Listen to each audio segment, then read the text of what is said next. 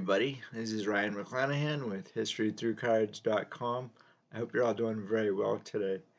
So, I wanted to tell you a story about an actor that I came across while doing some research on an event that happened in my city in 1942. And in all honesty, I wasn't sure if I really wanted to do this video because it's something that really kind of bothers me uh, a lot, in fact, and it happens to do with the Coconut Grove fire.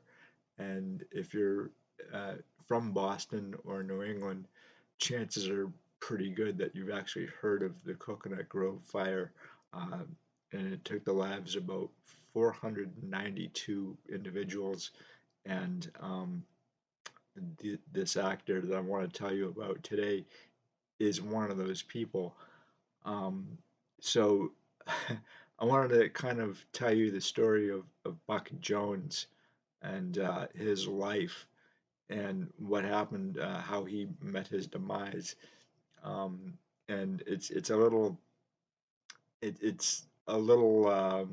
I don't know, shaky for me, I guess, in the fact that um, what it actually not just happened to Buck Jones or the victims of this fire, but what happened afterwards and uh, what the city, I guess, has done to the site itself. Um, so, Buck Jones was actually born in 1891. His name was uh, Charles Frederick Gebhardt, and he changed it probably about 1907 or so to get into the military. And so after that, he was known as Charles Buck Jones.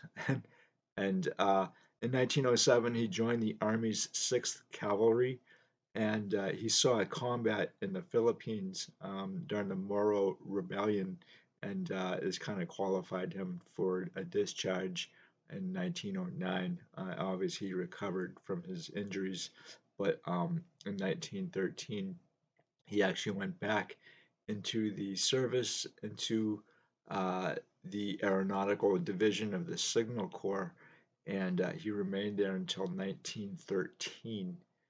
And so at some point, uh, probably closer to about 1917 or after, definitely during the very early 1920s, he became a stuntman in Hollywood. And he was the backup to Tom Mix, who's probably one of the most famous, I guess, cowboy actors of his generation. And Tom Mix has a lot of great cards out there. For me personally, I'm always trying to track down the 1920 F&J Smith's card of Tom Mix. That has been very elusive for my personal collection.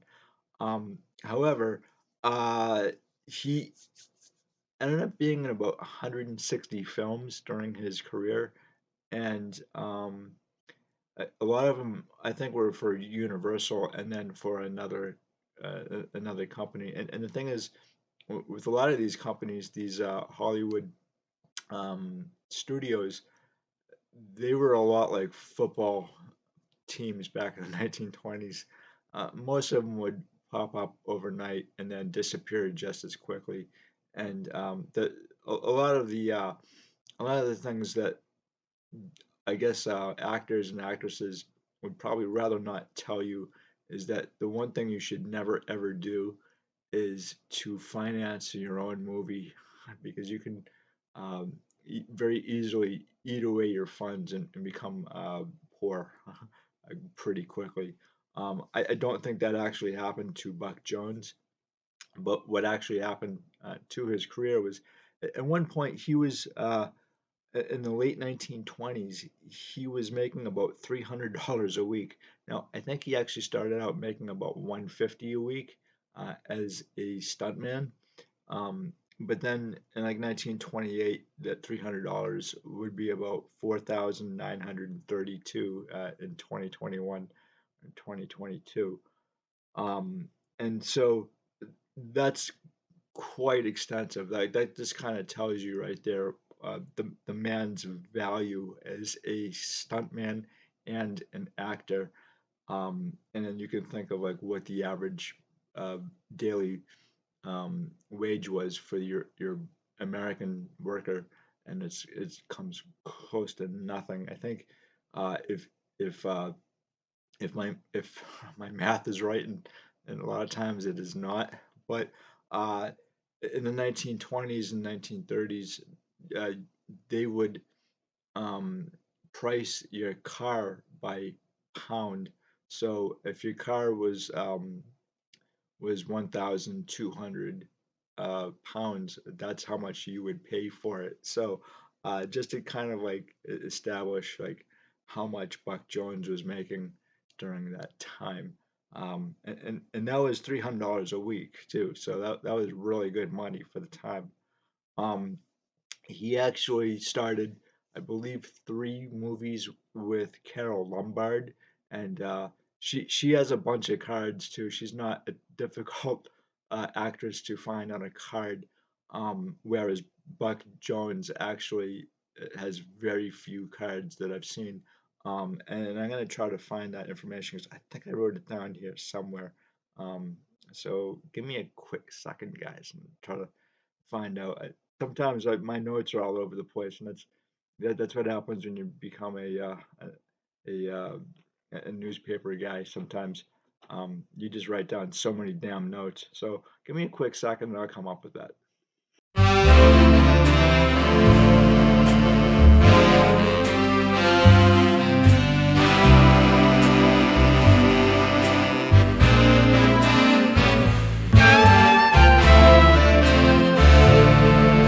So I can't find it, but I do have a backup copy in the baseball card section of my brain. So uh, Jones actually has a 1923 Ringer cigarettes card and another card from the 1920s, which unfortunately I have a photo of it and I showed it to you guys, but I can't remember the exact date. I think it's 1926. However, um, he also has a 1936 Dixie Lid Premium and the Dixie Lid itself. Now, I've only seen one lid and I think two premiums. The premiums for the Dixie lids are a lot easier to find than the lids themselves because the collector had to turn in the lids to get the premium. And so the lids on all those products are going to be more difficult to find, obviously.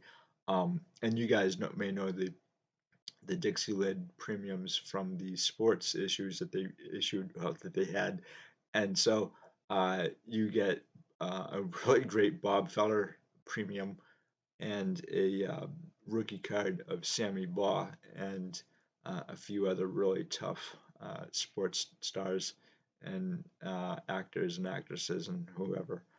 So he's in that, and he's also in a 1941 or 1942 hood. Uh, I guess it's not a premium, but it is a lid itself, and it actually has a caption starting stating stating that it's for an upcoming film or a past film that he did during 1942. So he actually did a lot of films. I believe 8 films between 1941 and 1942. So his career was not actually on the decline, um, I guess, at that point. However, what happened during the his transition from uh, the silent film era to talkies was that he really had no problem, whereas a lot of um, other actors and actresses did either their voices or the way the technology um, had improved, like Stan Laurel. If you guys know Stan Laurel's early career uh, in the silent film era, his face was kind of obscured because of the tonality of the darks and the lighter colors. And I think at one point they had to just drench the guy in makeup, and he kind of like uh, maybe quit acting until the technology improved. But that is Stan Laurel, and you guys know Stan Laurel from Laurel and Hardy. So that's actually not what happens here. What happened with Buck Jones's career during this time in the late 1920s or early 30s was that uh, a lot of film moviegoers, if you will, they didn't want to see westerns anymore. It was just kind of like fell out of favor, and the movie houses themselves, like Paramount or Fox or whatever, uh, they kind of had a hard time uh, filming outdoors, where the majority of your westerns were. So um, he actually has a lot of, I guess, um, like endorsement deals at at this time as well to keep him afloat financially. But his popularity started to really kind of decline during the early 30s and into the late 1930s. And then for some reason, I'm not sure how this happened, but his career started to pick up again about 1940, 41 or so, or 1942. And this is where on November 28th, 1942, two reasons. One was that he was there to sell war bonds. He had been doing a tour to sell war bonds, and Boston was one of those cities. The other thing that he was trying to do was reestablish his career or revamp it. And so, in doing so, we actually know a lot about what his last day on this planet Earth was on November 28th, 1942. Um, and so, in the morning, he was actually at a war bond rally, and then he stopped by the Boston Children's Hospital to visit with sick children. And then sometime during the mid-afternoon, he stopped by WCOP radio and gave an interview with Martin Sheridan, who was, I believe, a producer. Um, in any event, he was also there with Scotty Dunlap, who was Jones' manager. And Dunlap actually has a pretty decent Hollywood career as uh, a producer and a manager in the westerns section of Hollywood, if you will. And so, and his credentials go back all the way to 1915. Actually, in fact, the both of them are about the same age or so. And so, um, throughout this entire uh, day or trip to Boston, Jones was dealing with a pretty bad cold, and so um, it, it's it's really kind of interesting that I found a quote that kind of sums up Buck Jones, and it's, fate makes playthings of us all, and that was, something I saw in the opening scenes of this movie Fire in the Sky, and it definitely holds true in this case, unfortunately. Um, and I say this because uh, Jones actually he was to go to this place called Buddy's Club near the Boston Common, and it's a place I'm not really familiar with. Um, a lot of the theater district in Boston has changed quite a bit over the years. It looks nothing like what it did even when I was a kid. Now the area itself, when I was a kid, was known as the Combat Zone, and really kind of interesting place. It's all completely changed, even from the 1940s. You wouldn't recognize it even then, or from the 1980s. So, um, he was supposed to go to this place called Buddy's Club to visit with service members and do another war drive to sell bonds. Instead, he backed out. He canceled, and the party went to Coconut Grove instead. And as fate would have it, uh, nothing good came of it. So Let me tell you exactly what happened.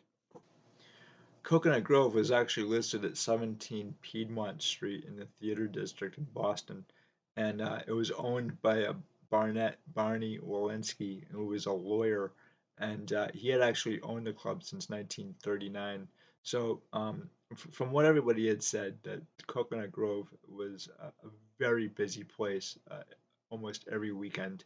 So, having 1,100 people at this time wasn't really anything new.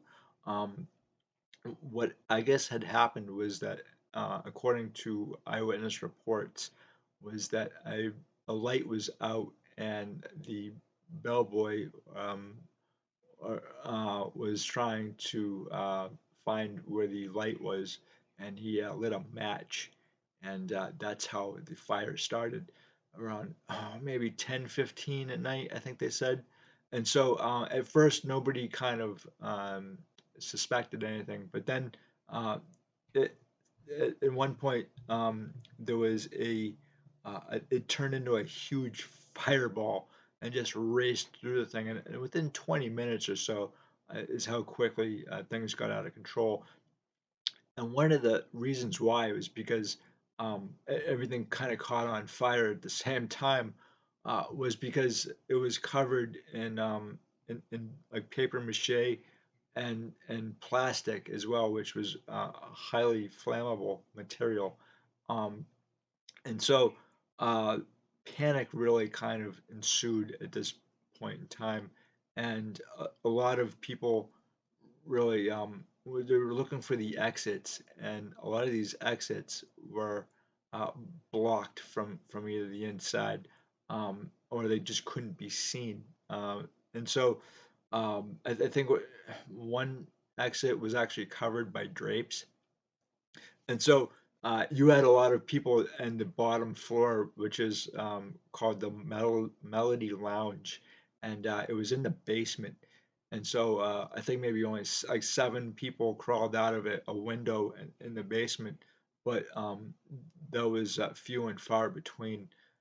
Um, the first floor was actually, I think, on your left-hand side, you had, I think that's on your left-hand side, you had a pretty big dance hall, and then the orchestra, and then when you get out the door and then head down another hall, you had a another lounge, and I'm going to show you guys exactly the layout of this building right now.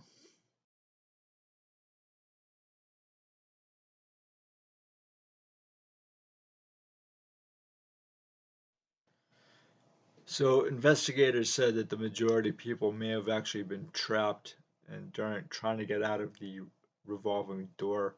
And from what eyewitness accounts said, that there were bodies stacked on top of each other trying to get out, and they weren't all killed by fire. Unfortunately, a lot of them were basically trampled to death, and others died from fumes. And so, uh, out of the 1,100 people or so, 492 people didn't make it. And then you had, from what they say, 166 injured, but the death toll could actually be larger than that, and same with the injured who didn't receive help.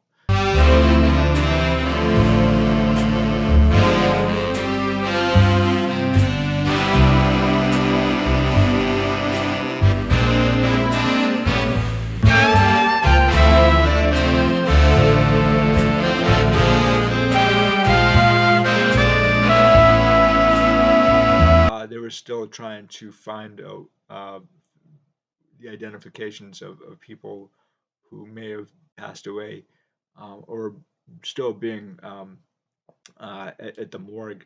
And that's because it's mostly women because their identifications were in their purses, and a lot of their coats and their purses were at the coat check, which was completely gone. During the day, Buck Jones was watching the BC Holy Cross game at Fenway Park, and he may have actually been there with Governor Tobin. Um, and so uh, BC was actually the players. They were supposed to win this game, and they got destroyed by Holy Cross. The final score was 55-12, and as as family members have told me growing up that um, one of my family members was dating a BC player, and they were all supposed to go to Coconut Grove, and I can only imagine what my life may have been like today had that actually occurred. It's certainly different, and not for the better. So this kind of like hits home for me uh, greatly. Um, and the thing is, if you're looking for memorabilia from this event. Um, there is a program called the Coconut Grove program from BC Holy Cross. I have never actually seen it in person, and it's one of my white whales, if you will, of the hobby collecting. I've been trying to find a program forever, and I have yet to find it. Maybe someday I will see it, but you have a few cards out there of players on the Boston College team, um, and they are Fred Naumetz. It's Naumetz. Um, and in 1950, Bowman, he's actually on the Rams. He had actually joined the Navy, as a lot of the players, I think on both sides, joined up the services right after this. So he's in this set, and then you have Mike Holovec, and anyone from Massachusetts or New England knows Mike Holovec for sure. He's definitely a legendary figure around here. But he's actually the captain of the BC team. In fact, I think he's actually the co-captain because I think Fred Naumitz may have actually no, I'm sorry, I take that back, guys. Uh, I want to say actually it's Frank Monk Mazniski, um, or Maznicki. Uh, he may have been the co-captain of that team as well. So he's actually on the 1948 Bowman team too. And so all of those guys actually ended up in the service afterwards. And then the team actually lost the Orange Bowl on January 1st, 1943, 21-37 against Alabama. But um, one of my, I guess, one of the things that I'm really kind of upset about with reading this and just kind of doing research on this stuff is what happened to the site. So, um, it's to me, it's really kind of disgusting. I'm pretty grossed out about it. And the fact that the city of Boston let developers build on the site itself, I think it's really disrespectful that you would have so many people lose their lives in such a short period of time, and that site is kind of now desecrated, um, and it's I think purely through greed. Um, I know the site itself is not what it once was, but um, to build apartments on it, it would be like building on top of the site of 9/11, and you have so many people who have just passed away, and and like I had to kind of ask myself like what is sacred. I mean, this kind of goes beyond um collecting, and it's just it's really the humanity of the entire thing. um we have people that, 20 years out of 9/11, we have people who don't have the same they don't have memories of 9/11 the way I would or my generation would or any of my friends who actually have fought overseas. And the thing is, I'm not alone either in this because my grandmother and, and that generation, their memories of when Pearl Harbor was bombed uh, were very vivid to them.